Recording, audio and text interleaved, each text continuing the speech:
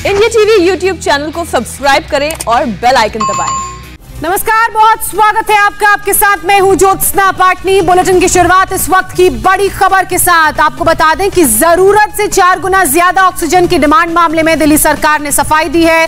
Deputy CM Manish Sisodia ने कहा है कि ऑक्सीजन पर कोई ऑडिट रिपोर्ट नहीं आई है, ना तो ऑडिट कमेटी ने रिपोर्ट को अप्रूवल दिया है और ना ही कमेटी के किसी मेंबर ने रिपोर्ट पर दस्तखत किए हैं।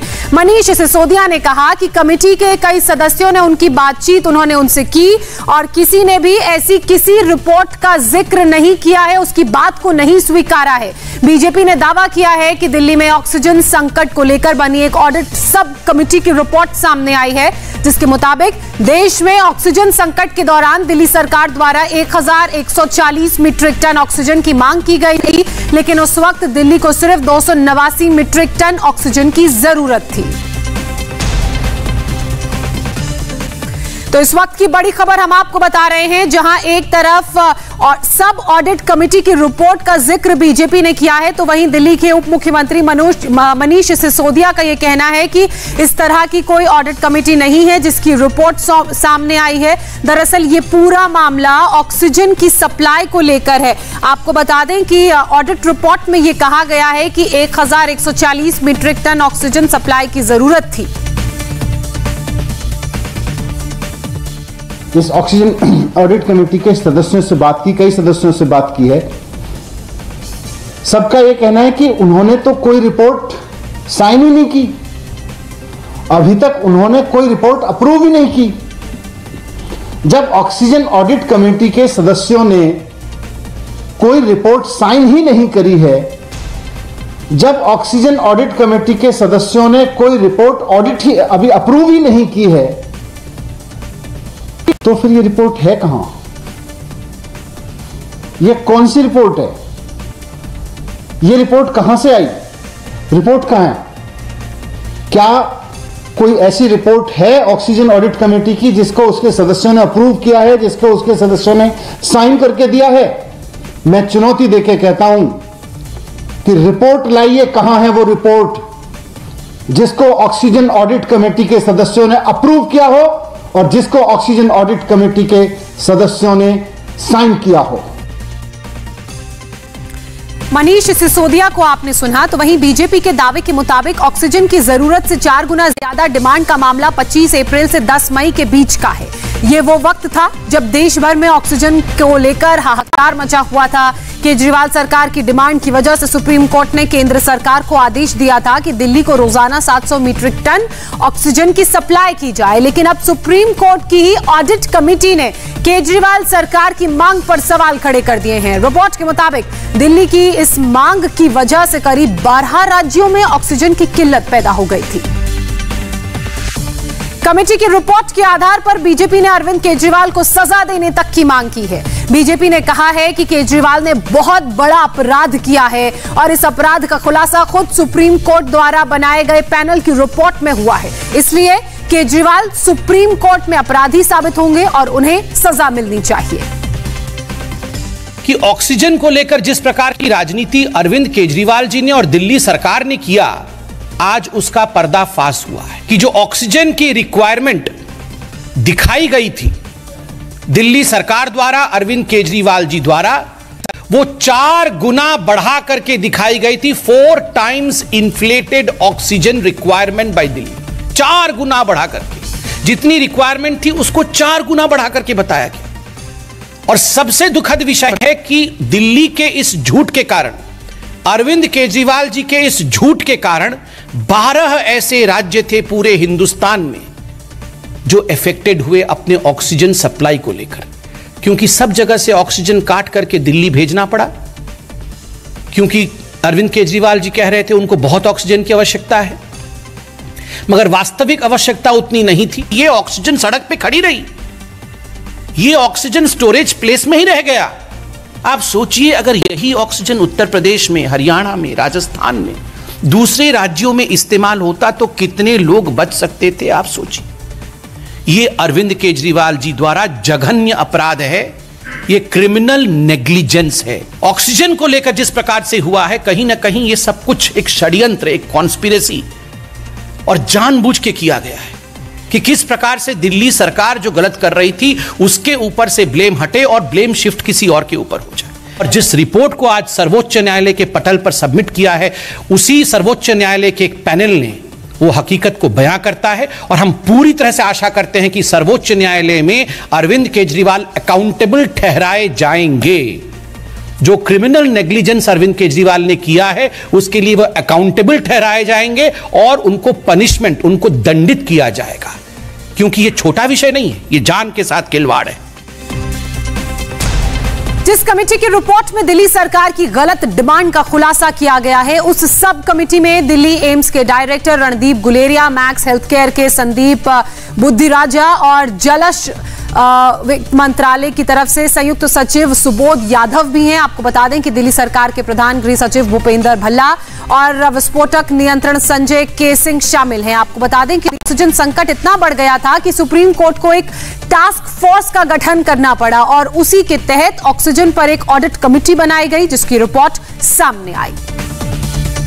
मेरी सहयोगी गोनिका अरोड़ा इस वक्त हमारे साथ जुड़ चुकी हैं। गोनिका, हमने ये तो बता दिया कि जिस टास्क फोर्स का गठन सुप्रीम कोर्ट द्वारा किया गया था उसमें कौन कौन शामिल था, लेकिन एक तरफ बीजेपी की तरफ से संबित पात्रा का ये कहना है कि उस सब ऑडिट कमेटी की रिपोर्ट के हवाले से वो ये बातें कह रहे हैं, तो वहीं दूसरी तरफ दिल्ली के उप मुख्यमंत्री मनीष सिसोदिया ने किसी भी मेंबर की रिपोर्ट की बात से इनकार कर दिया है। अब ऐसे में सच्चा कौन और झूठा कौन? देखिए ज्योत्सना, इसमें दरअसल दो बातें हैं। पहली बात तो ये कि एक टास्क फोर्स सुप्रीम कोर्ट की तरफ से बनाई गई थी, जो नेशनल टास्क फोर्स थी, यानी कि पूरे देश में जितने भी राज्य हैं उन राज्यों में ऑक्सीजन की सप्लाई कैसे थी, कोरोना पैंडेमिक को लेकर क्या क्या उनकी तरफ से इंतजाम किए गए, वो सारी चीजों को देखने वाली थी। वो सिर्फ ऑक्सीजन सप्लाई को देखने वाली टास्क फोर्स नहीं थी। उस टास्क फोर्स के अंदर हर राज्य में किस तरीके से ऑक्सीजन की सप्लाई हुई है उसके ऑडिट के लिए एक ग्रुप बनाया गया था, जिसमें दिल्ली का जो ग्रुप था वो डॉक्टर रणदीप गुलेरिया, जो एम्स के डायरेक्टर है, वो हेड कर रहे थे। इसके अलावा उसमें 4 और सदस्य हैं, जिसमें मैक्स हेल्थकेयर के डॉक्टर बुद्धिराजा, इसके अलावा दिल्ली सरकार के ही हेल्थ सेक्रेटरी भी थे, इसके अलावा डॉक्टर संजय के सिंह, सुबोध यादव, ये सारे मेंबर्स उसमें थे जिसे डॉक्टर रणदीप गुलेरिया हेड कर रहे थे। उस कमेटी ने ये रिपोर्ट अपनी सबमिट किया। अगर हम कहें नेशनल टास्क फोर्स की ये जो 12 सदस्यों की रिपोर्ट है, ये वो रिपोर्ट नहीं है, ये बल्कि उस टास्क फोर्स के अंदर जो सब ग्रुप बनाया गया था उस सब ग्रुप की ये रिपोर्ट है, जिसमें ये 5 सदस्य है। इसीलिए ये कहना कि ये रिपोर्ट एग्जिस्ट नहीं करती है, ये कोर्ट के द्वारा गठित कमेटी नहीं है, ये बिल्कुल गलत है। और हर राज्य को, हर इस नेशनल टास्क फोर्स को कहा गया था कि आप हर राज्य में ऐसे ही 5 सदस्यों का एक सब ग्रुप बनाएं, जो कि अपनी अपनी रिपोर्ट कोर्ट में सबमिट करेगा। और इस सब ग्रुप का ये काम था कि ऑक्सीजन की सप्लाई का ऑडिट देखना कि राज्यों, क्योंकि कई राज्यों की तरफ से शिकायत रहती, खासतौर पर दिल्ली की तरफ से हर रोज दिल्ली हाई कोर्ट में, सुप्रीम कोर्ट में ये सुनवाई होती थी कि हमें इतनी ऑक्सीजन चाहिए, हमें इतनी ऑक्सीजन नहीं मिल रही है। इसीलिए कोर्ट ने ये कहा था कि अगर केंद्र सरकार ये कह रही है कि दिल्ली को 400-450 मीट्रिक टन ऑक्सीजन बहुत है, तो फिर दिल्ली सरकार 700 से 800 मीट्रिक टन ऑक्सीजन की मांग क्यों कर रही है। इसीलिए इस झगड़े को बेसिकली अगर कहें, इस क्लैश को सुलझाने के लिए ही कोर्ट ने इस कमेटी को बनाने का निर्णय किया था। और ये 5 सदस्यों की कमेटी ने अब सारे फैक्टर्स का ऑडिट करके कोर्ट को जो रिपोर्ट सबमिट की है, करीब 120 पन्नों से ज्यादा की ये रिपोर्ट है, जिसमें ये कहा गया है कि दिल्ली सरकार ने अपनी जरूरत से 4 गुना ज्यादा ऑक्सीजन की मांग की थी। और वो ऑक्सीजन सप्लाई, कुल मिलाकर बात यह है कि रिपोर्ट तो सामने आई है, वो नेशनल टास्क फोर्स की तरफ से नहीं बल्कि एक सब कमेटी की तरफ से सामने आई है। लेकिन मीनाक्षी, अब ऐसे में सवाल ये बनता है कि जब आपकी डिमांड 4 गुना कम थी तो आपने 4 गुना ज्यादा क्यों मांग की? क्यों बाकी 12 राज्यों को वंचित रहना पड़ा? उस रिपोर्ट में और क्या क्या कुछ सामने आया है, विस्तार से बताइए।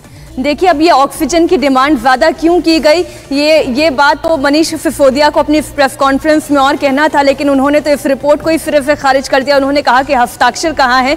बहरहाल हम आपको ये बता दें कि 126 पन्ने की टोटल रिपोर्ट है और ये रिपोर्ट वो रिपोर्ट है जो कोर्ट में सबमिट की गई है। अब आप ये देखिए, जिसमें पैरामीटर्स कितने गवर्नमेंट ऑफ इंडिया की तरफ से थे, यानी केंद्र सरकार की तरफ से थे, और पैरामीटर्स जो दिल्ली सरकार की तरफ से थे, वो दोनों तुलनात्मक अध्ययन इसमें लिखा गया है। अब आप ये देखिए, दिल्ली सरकार ने कहा कि 183 अस्पतालों में 1140 मीट्रिक टन ऑक्सीजन की आवश्यकता है। तो वहीं एक्चुअल ऑक्सीजन कंजम्पशन अगर 4 अस्पतालों के एक हम रिपोर्ट को हम देखें तो उसमें दिखाई दे रहा है कि 209 मीट्रिक टन ऑक्सीजन की एक्चुअल कंजम्पशन थी। अब गवर्नमेंट ऑफ इंडिया का फॉर्मूला क्या था कि कंजम्पशन के हिसाब से 289 मीट्रिक टन ऑक्सीजन की ही ज़रूरत है, लेकिन अब आप ये देखिए कितना दिया गया, 215 मीट्रिक टन। और उसके आगे थोड़ा सा आप और रिपोर्ट को पढ़ेंगे तो उसमें भी दिखाई देता है कि 16,272 नॉन आईसीयू बेड और 5,866 आईसीयू बेड्स की टोटल मिलाकर 568 मीट्रिक टन ऑक्सीजन की सप्लाई की गई। अब आप इसी से ये अंदाजा लगा लें कि ज़रूरत कितनी थी, कितनी सप्लाई की गई। जी, जरूरत कितनी थी और सप्लाई कितनी की गई, उसमें जमीन आसमान का फर्क नजर आता है ज्योत्सना। बिल्कुल मीनाक्षी, ये एक बात हुई। गौनी का एक सवाल ये भी उठता है, एक तो आपने जरूरत से ज्यादा ऑक्सीजन मांगी, आपको सप्लाई हुई, उसके बाद भी बहुत से दिल्ली में उस वक्त लोग ऐसे थे जो ऑक्सीजन की कमी की वजह से अपनी जान गंवाते हुए नजर आए। अब उनके घर वालों को, उनके परिजनों को कौन जवाब देगा? देखिए, बिल्कुल जब उस वक्त भी तमाम अस्पताल दिल्ली हाईकोर्ट का, सुप्रीम कोर्ट का दरवाजा खटखटा रहे थे, तब भी केंद्र सरकार की तरफ से ये कहा गया था कि जो सारा ये इस तरीके से जो लोगों की मौत हो रही है, अस्पतालों तक ऑक्सीजन नहीं पहुंच रही है, ये सिर्फ और सिर्फ दिल्ली सरकार के मिसमैनेजमेंट का तरीका है। उनके पास जितनी ऑक्सीजन आ रही है, उन्हें ये तक नहीं पता है कि आखिर आप ऑक्सीजन को आपको कितनी जल्दी कहां पर भेजना है। और इस चीज पर दिल्ली हाईकोर्ट के जज ने भी सवाल उठाए थे कि ये आपका मिसमैनेजमेंट हो रहा है, क्योंकि उन्हें ये तक नहीं पता था दिल्ली सरकार को एक वक्त तक जब पीक पर केसेस थे कि उनके पास कितने सप्लायर्स हैं, उन सप्लायर्स के पास कितनी ऑक्सीजन है, वो ऑक्सीजन कितने वक्त में कहां पहुंच रही है। और जब दिल्ली हाईकोर्ट ने दिल्ली सरकार को फटकार लगाई थी, उसके बाद दिल्ली सरकार ने एक डेटा 2 से 3 दिन के अंदर सबमिट किया था कि ये हमारे सप्लायर्स हैं, इनके पास इतनी ऑक्सीजन है। कई ऐसे सप्लायर्स उसमें निकलकर सामने आए थे जिनके जो कि अपनी मर्जी से ऑक्सीजन की सप्लाई कर रहे थे। अस्पतालों का देखिए, कई ऐसे अस्पताल होते हैं जिनके क्योंकि दिल्ली में किसी के पास भी अपना ऑक्सीजन प्लांट नहीं है, हर कोई सप्लायर से ऑक्सीजन लेता है और एक सप्लायर कहे तो वो 10 से 12 अस्पतालों को अगर सप्लाई करता है, तो इसकी जानकारी दिल्ली सरकार को होनी चाहिए थी, लेकिन उस वक्त भी दिल्ली सरकार के पास ये जानकारी नहीं थी। और जो जानकारी प्रेस कॉन्फ्रेंस में देनी चाहिए थी वो जानकारी भी नहीं दी गई। बहरहाल जब जानकारी दी जाएगी तभी तस्वीर क्लियर होगी, लेकिन फिलहाल जो जानकारी हमारे पास है वो उसके मुताबिक जरूरत से 4 गुना ज्यादा डिमांड की गई और उसी के कारण 12 राज्य ऑक्सीजन की सप्लाई की वजह से वंचित रहे। बहरहाल बहुत शुक्रिया आपका गौनिका और मीनाक्षी, तमाम अपडेट्स, तमाम जानकारी के लिए। महाराष्ट्र में ईडी का बड़ा एक्शन चल रहा है, पूरी खबर पर डिटेल बताएंगे आपको एक छोटे से ब्रेक के बाद। नमस्ते, मैं हूं मीनाक्षी जोशी। वीडियो और खबरों से अपडेट रहने के लिए India TV YouTube channel subscribe करें, बेल आइकन दबाना ना भूलें। जुड़े रहें इंडिया टीवी के साथ।